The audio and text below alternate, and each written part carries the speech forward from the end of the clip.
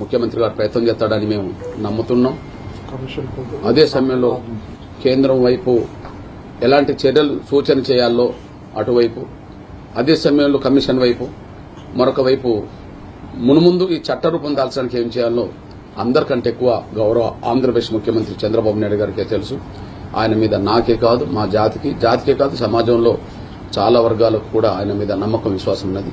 ఖచ్చితంగా ఈ విజయం మాత్రం అన్ని వర్గాల మద్దతుతో గౌరవ చంద్రబాబు నాయుడు అండదండలతోటే ఈ విజయం దక్కిందని మేము భావిస్తున్నాం.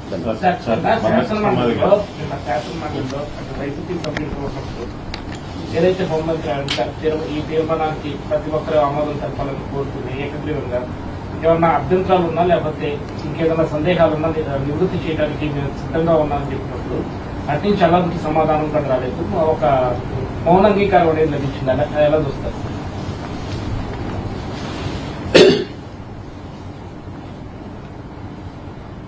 ఇప్పుడున్న ఆంధ్రప్రదేశ్ లో జగన్మోహన్ రెడ్డి గారే గనక ముఖ్యమంత్రి ఉంటే ఈ సమయానికి ఆంధ్రప్రదేశ్ లో వర్గీకరణ అనే అంశాన్ని మేము చూసేవాళ్ళం కాదు. ఇది 100% అందరికీ తెలిసిన విషయం. కారణం ఏంటంటే గతంలో 5 ఏళ్లు పరిపాలించిన జగన్మోహన్ రెడ్డి గారు 5 ఏళ్లలో ఒక 5 నిమిషాలు అపాయింట్మెంట్ ఇవ్వమన్నా మాకు ఇవ్వలేదు. రెండోది, షెడ్యూల్ కులాల వర్గీకరణ మీద సుప్రీంకోర్టులో విచారణ జరుగుతున్న సమయంలో ఆ విచారణకు వర్గీకరణ సమర్థిస్తూ ఒక లాయర్ను పెట్టమంటే కనీసం లాయర్ను కూడా నియమించలేదు. వాళ్ళు వచ్చిన లాయరు ఎవరో ఆన్లైన్లో వచ్చి ఒక క్షణం పాటు ఒక మాట అనిపోయాడు. ఒక క్షణం, నిమిషం కూడా తీసుకోలేదు ఆన్లైన్లో.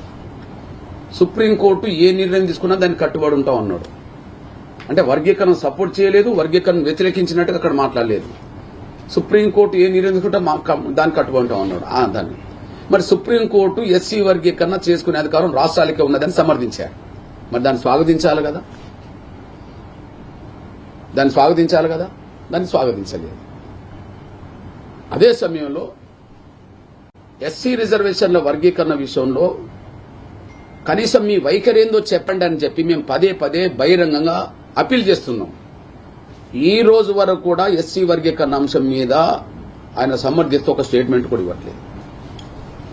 వాస్తవానికి నిన్న శాసన మండలిలో చర్చ జరిగినప్పుడు లోపల ఇంకా ఏం జరిగిందనే విశ్లేషణ జరగాల్సిన అవసరం ఉన్నది. కానీ అక్కడ మాకు అడ్డంకులు ఎదురవుతాయని చెప్పి మేము భావించాం. కానీ గౌరవ చంద్రబాబు నాయుడు గారు ఒక 40-50 ఏళ్ల రాజకీయ అనుభవాన్ని రంగరించి ఎక్కడ కూడా నష్టం జరిగిన పద్ధతిలో దాన్ని బయటపడేసే ప్రయత్నం చేశారు. అది కూడా గౌరవ చంద్రబాబు నాయుడు. ఏదేమైనా ఇప్పటికైనా వైసీపీలో ఉండబడిన మాదిగ పెద్దలకు అప్పీల్ చేస్తున్నాను నేను.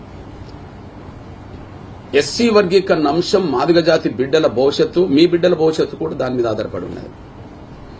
మీ బిడ్డల భవిష్యత్తుకు నిజంగా మీరు ప్రాధాన్యత ఇవ్వదలుచుకుంటే ఎస్సీ వర్గీకరణకు సంబంధించిన అంశం మీద జగన్మోహన్ గారి వైఖరి సానుకూలంగా లేకపోతే, లేదు అనే విషయం ఇప్పటికే నిర్ధారణ చాలా సందర్భంలో జరిగింది కనుక, లేకపోతే అక్కడ ఎవరి భవిష్యత్తు కోసం మీరు అక్కడ ఉండాలనో, మీ భవిష్యత్తు మీ బిడ్డల భవిష్యత్తు లేదని అర్థమైనప్పుడు ఇంకా ఎవరి భవిష్యత్తు కోసం వైసీపీలో మీరు కొనసాగాలనో ఒకసారి మీరే పునరాలోచన చేసుకోవాలని, ఆత్మపరిశీలన చేసుకోవాలని చెప్పి మాత్రం నేను విజ్ఞప్తి చేస్తున్నా. ఏదేమైనా ఆంధ్రప్రదేశ్ మాదిగల భవిష్యత్తు, బిడ్డల భవిష్యత్తు చంద్రబాబు నాయుడు గారి ద్వారానే ముందుకు సాగుతుందనే సంపూర్ణ విశ్వాసంతో మేము ఉన్నాం.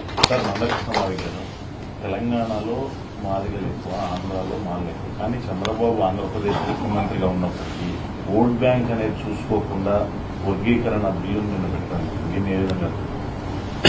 100% ఇక్కడ గౌరవ చంద్రబాబు నాయుడు గారు వర్గీకరణ విషయంలో ముందడుగేస్తున్న విషయంలో ఓటు బ్యాంకు రాజకీయాలు వైసీపీ చూసింది. కానీ ఓటు బ్యాంకు రాజకీయాలు గౌరవ చంద్రబాబు నాయుడు గారు చూడలేదు. మీరన్నట్టుగా ఒకే 2 లక్షలు, 3 లక్షలు, 4 లక్షలు ఎంతో కొంత మాదిగలతో పోల్చుకుంటే మాలలు ఎక్కువ అనే విషయం అందరికీ తెలిసిన విషయమే. అట్లాంటప్పుడు ఓటు బ్యాంకు రాజకీయాలు మాత్రమే చేసి న్యాయాన్ని చూడనోళ్ళు ఏం చేస్తారు? మెజారిటీ మాలలే ఉన్నారు కాబట్టి వర్గీకరణ చేస్తే వాళ్ళకి అసంతృప్తి ఉండి మాకు మరింత దూరం అవుతారేమో అనే ఆలోచనలో కూడా ఉంటారు. కానీ